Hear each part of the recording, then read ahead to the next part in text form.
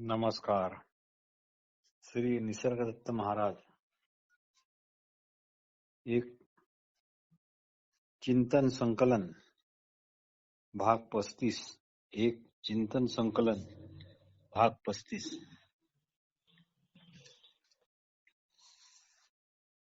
श्री निसर्गदत्त महाराज यांना एकाने प्रश्न केला, मी विश्वव्यापी कसा होऊ शकेल? मी विश्वव्यापी कसा होऊ शकेल? यावर श्री निसर्गदत्त महाराज म्हणाले, तुम्ही सर्वच्या सर्व लोक आत्ताच या क्षणी याच स्थळी विश्वव्यापी आहात. किंबहुना तुम्ही अगोदरचेच विश्वव्यापी आहात. त्यामुळे आणखी विश्वव्यापी होण्याची गरज नाही. फक्त तुम्ही इतकेच करा, आपण कोणी विशिष्ट व्यक्ती, अमुक तमुक, स्त्री पुरुष, मंद हुशार, युवा वृद्ध, सुखी दुःखी इत्यादी समजणे ताबडतोब बंद करा. कारण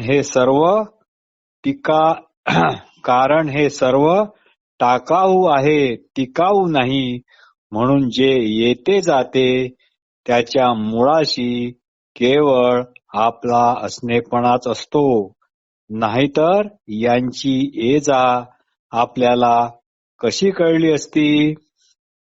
तुम्ही जाणता म्हणूनच जग आहे. तुम्ही जाणता म्हणूनच जग आहे.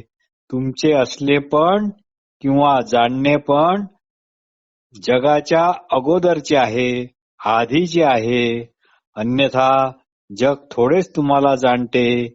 ते थोडेच तुमच्यापाशी येऊन तुम्हाला म्हणते की हे पहा, तुमच्यासारखा मी पण इथे आहे बरं का. म्हणून सारे जाणणे, सारे असणे, सारा आनंद तुमच्या असणेपणातूनच, तुमच्या आहेपणातूनच वाहत आहे. तुम्हीच उगम आहात या साऱ्यांचा. याला होकार देणे म्हणजेच जिव्हाळा होय, विश्वव्यापी होणे होय. प्रश्न. महाराज, आपण म्हणता ते ऐकायला खूपच सुंदर वाटते. आपण म्हणता ते ऐकायला खूपच सुंदर वाटते.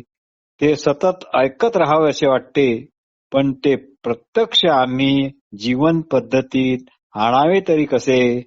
हाच तर मुख्य प्रश्न आहे. यावर श्री निसर्गदत्त महाराज म्हणाले, अहो कधीच घर न सोडलेले तुम्ही, अहो कधीच घर न सोडलेले तुम्ही आपल्या घराची वाट चुकल्यासारखे का वागता? व घरी परत जाण्याची वाट कोणती ती याला त्याला का विचारीत भटकता? याला म्हणावे तरी काय? चुकीच्या कल्पना सोडा. तुम्ही फक्त इतकेच करा, योग्य कल्पना पण कामाच्या नाहीत, त्या पण सोडा. एकदा तुम्ही स्वस्वरूपाला जाणले, या ठिकाणी जाण्याची गोष्ट आणि ती गोष्ट जाणणारा एकच आहे, हे कायमचे लक्षात ठेवणे अतिशय महत्वाचे आहे. म्हणून एकदा तुम्ही स्वस्वरूपाला जाणले की मग ते कधीच तुम्ही विसरू शकणार नाही. म्हणूनच म्हणतात, अज्ञानाला आरंभ नाही, पण अंत मात्र निश्चित आहे. तुम्ही देहात्म बुद्धी बाळगता, म्हणूनच तुमच्यापासून स्वतंत्र व वेगळ्या असलेल्या जगाची तुम्हाला जगत बुद्धी पण ठेवावी लागते. म्हणून देहात्म बुद्धी नाही तर जगत बुद्धी पण नाही. म्हणून जगात जर सुव्यवस्था शोधण्याच्या भानगडीत तुम्ही पडू नका. स्वतःला प्रथम सुधारा, स्वतःत बदल करा. त्यामुळे जगाला आपोआप समज येईल. प्रश्न. आपले म्हणणे पटते हो, पण जो मी जगात आहे असे म्हणतो, जो मी या जगात आहे असे म्हणतो, ज्याला जग माझ्यात आहे हे समजतच नाही, अशा माझ्यासारख्या खाजगी व्यक्तिमत्व मानणाऱ्या माणसाला तुमच्या या तथाकथित उपदेशाचा किंवा सांगण्याचा काय बरे उपयोग? यावर महाराज म्हणतात, हे बघा, लाखो लोक पावरोटी खातात, पण ती पावरोटी कशी करतात, कोणता गहू आणावा लागतो, त्यातून मैदा कसा काढावा लागतो इत्यादी माहिती फक्त आयती पावरोटी खाणाऱ्या माणसाला असते काय? अर्थात नाही. पण ज्यांना ही सर्व माहिती असते तेच जाणकार पावरोटीत अजून काहीतरी सुधारणा करू शकतात. त्याप्रमाणे ज्यांनी स्वस्वरूप जाणले तेच जगात आवश्यक बदल पण करू शकतात. जे जगात आहेत ते जगाला वाचवू शकत नाही. जे जगात आहेत ते जगाला वाचवू शकत नाही. तुम्हाला खरेच जगातला मदत करायची असेल तर तुम्ही जगाच्या बाहेर पाऊल हे ठेवलेच पाहिजे. प्रश्न: पण असे कुणी जगाच्या बाहेर पाऊल ठेवू शकतो तरी काय? यावर महाराज म्हणाले, कुणाचा जन्म प्रथम झाला, कुणाचा जन्म आधी झाला, कुणाचा जन्म अगोदर झाला, तुमचा की जगाचा? जोपर्यंत तुम्ही समजता जग प्रथम झाले आणि नंतर तुम्ही, तर मग तुम्ही जगाकडून जखडले गेले असे समजा. पण एकदा का तुम्ही जाणले की जग तुमच्यामुळे आहे, एकदा का तुम्ही जाणले की जग तुमच्यामुळे आहे, तुमच्यामध्ये आहे, तुमच्या असण्यामुळे ते आहे, असे म्हणजे तुमच्या असण्यामुळे ते आहे असे म्हणणे शक्य झाले आहे, तर मग तुमचे पाऊल जगाच्या बाहेर पडलेच म्हणून समजा. अर्थात तुमचा देह जगात किंवाचा जगाचा म्हणून राहतो, अर्थात तुमचा देह जगात किंवा जगाचा म्हणून राहतो. पण आता तुम्ही पूर्वीसारखे फसत नाही.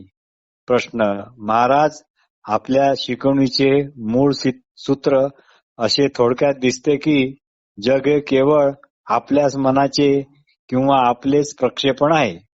इंद्रिय ज्ञान आणि मनाने प्रक्षेपित केलेली ही सर्व आपापली खाजगी जगे आहेत. आम्हीच ती उभारलेली आहेत. ही जगे एखाद्या मोठ्या इस्पितळात, आपणच हा दृष्टांत दिला एका ठिकाणी. रात्रीच्या वेळी सर्व पेशंट जेव्हा रात्री झोपतात आणि झोपेत समजा ती सर्व स्वप्न पाहतात, तर ते स्वप्न आपापले म्हणूनच पाहतात. एका स्वप्नात दुसरे स्वप्न ढवळाढवळ करत नाही. तसे तुम्ही आपापले खाजगी जगे जोपासलेली आहेत. पण एक गोष्ट मात्र निश्चित की अशा प्रकारच्या या खाजगी जगामध्ये एखादे सामान्य वस्तुनिष्ठ जग हे असलेच पाहिजे. मग महाराज, मला कृपा करून मला तुम्ही हे सांगा की मग अशा सामान्य वस्तुनिष्ठ जगाचे अस्तित्व तुम्ही मान्य करता की नाकारता? यावर श्री निसर्गदत्त महाराज म्हणाले, मुळात वास्तवता ही आत्मनिष्ठही नाही आणि वस्तुनिष्ठ पण नाही, दोन्ही नाही. वास्तवता एकाच वेळी सर्व काही आहे आणि त्याच वेळी म्हणजे एकाच वेळी ती काहीच नाही अशी ती आहे. वस्तुता ज्ञानाविषयी काही बोलणे हे अज्ञानाचे लक्षण आहे. प्रथम आपणच कल्पना करतो की मला काहीच कळत नाही. मग समजा थोडे बहुत कळू लागले की मग म्हणतो आता मला कळू लागले. आणि मग जे न कळणारे विचारे आहेत त्यांच्याशी तुलना करून स्वतःचे श्रेष्ठपण आपण मिरवतो. तुमची निर्मिती ईश्वराने केलेली आहे.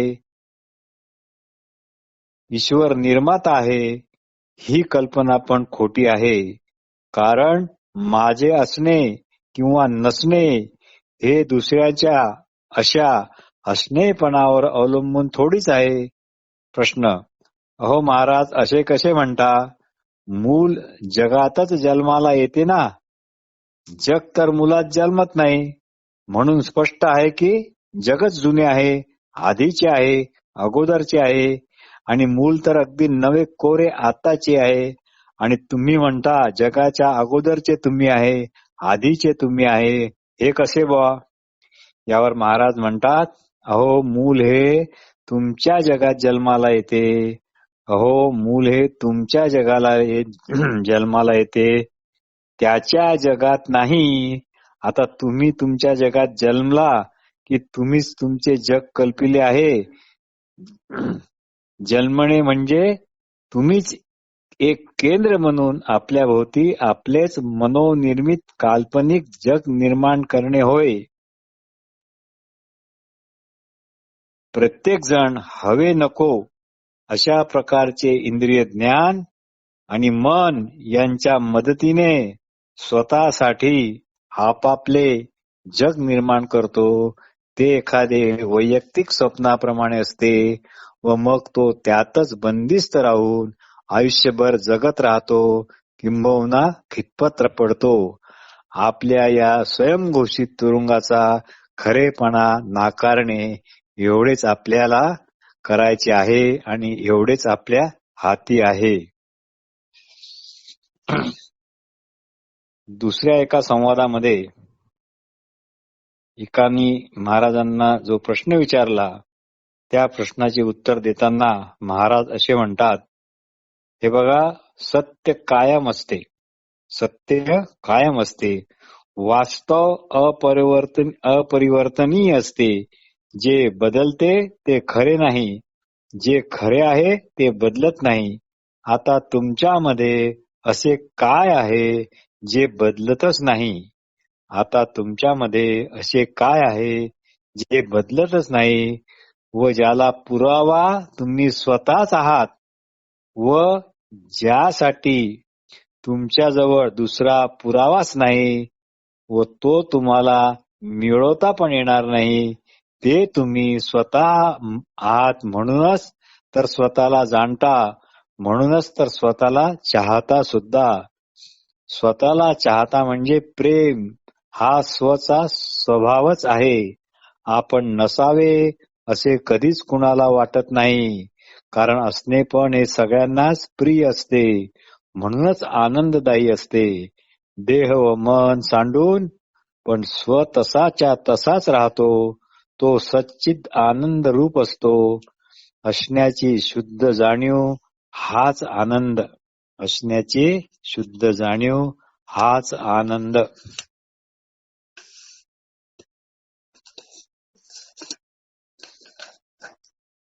यावर प्रश्न असा विचारण्यात आला, आपला तसा अनुभव वगैरे असेल, आपला तसा अनुभव वगैरे असेल पण माझा नाही, तर आता मी काय करू? यावर श्री निसर्गदत्त महाराज म्हणतात, अहो, तुम्ही देह किंवा मन नाही हे जाणण्यासाठी स्वतःकडे केवळ जागरूकपणे लक्ष द्या. त्याच्याशी संबंध नसल्याप्रमाणे राहा, अलग रहा. प्रश्न, हे कठीण आहे आणि तितक्याच धोक्याचे पण आहे. महाराज यावर म्हणतात, मी तुम्हाला काही आत्महत्या करायला सांगत नाही. तुम्ही स्वतःला जी व्यक्ती समजता त्या व्यक्तीचा नाश तुम्ही भलेही करू शकता, पण तुमचे असणे पण हे सदैव परिणामापासून मुक्तच असते. हाच तुम्ही देह व मन नाही याचा प्रत्यक्ष पुरावा होय. देहाच्या किंवा मनाच्या बाबतीत जे काही सतत घडत असते तिचा अंत तुम्हीच करू शकत नाही. ते बदलणे पण तुमच्या हातात नसेलही, पण आपण देह मन आहोत अशी जी तुमची कल्पना आहे तिचा अंत मात्र तुम्ही करू शकता. कारण काहीही घडले तरी तुमच्या देहा आणि मनावर त्याचा परिणाम होतो, तुमच्यावर नाही, म्हणजे तुमच्या असणेपणावर नाही. याचे पक्के स्मरण ठेवा. ज्याचे स्मरण असण्याची खास जरुरी आहे त्याचे स्मरण ठेवण्याची तुम्हाला जेवढी अधिक तळमळ असेल तेवढ्या लवकर तुम्ही जसे आहात तसे त्याची तुम्हाला जाणीव होईल. कारण असणे हे नेहमीच तीव्र तळमळीने प्रकट असतेच, कारण मूलतः तुम्हाला आपले भले व्हावे असेच वाटत असते. यावर प्रश्न असा विचारण्यात आला, जर मी मोकळा आहे तर मी देहात का बरे आहे? त्यावर महाराज म्हणतात, तुम्ही देहामध्ये नाही, देह तुमच्यात आहे, मन तुमच्यात आहे. तुम्हाला ती जास्त चित्तवेधक तुमच्यापेक्षा वाटतात म्हणूनच ती आहेत, नाहीतर ती जशी आहेत तशीच आहेत. पण मोहामुळे तीच आपण आहोत असे तुम्हाला वाटते. पण आता स्वतःच्या सेवेकरता, स्वतःच्या सदुपयोगाकरता त्याचा शहाणपणाने उपयोग करा व मूळचे तुम्ही जे आहात ते असण्यास नकार नका देऊ. तुमचे दुसऱ्याबद्दलचे प्रेम हे स्वरूप ज्ञानाचेच फळ आहे. स्वरूप ज्ञानाशिवाय कोणताही सद्गुण खरा ठरू शकत नाही. जेव्हा तुम्ही निशंकपणे जाणाल की जे काही आहे त्यातून सारखेच आणि एकसारखेच जीवन सतत वाहत आहे व तुम्ही काही त्याहून वेगळे स्वतंत्र नाही आहात, किंबहुना तुम्हीच ते जीवन आहात, तेव्हाच तुम्ही सर्वावर नैसर्गिकपणे आणि उत्स्फूर्तपणे प्रेम कराल. जिव्हाळा उत्पन्न होईल, विश्वव्यापी खऱ्या अर्थाने व्हाल. जेव्हा तुम्हाला तुमच्याच स्वतःवर असलेल्या प्रेमाची सखोलता, पूर्णता स्पष्टपणे कळते, तेव्हाच तुम्ही जाणता की प्रत्येक सजीव प्राणी व संपूर्ण विश्व तुमच्यामध्ये समाविष्ट आहे.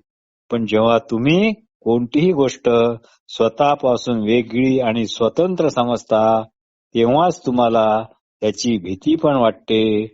म्हणूनच तुम्ही तिच्यावर प्रेम करू शकत नाही, तिच्याबद्दल जिव्हाळा बाळगू शकत नाही. नमस्कार.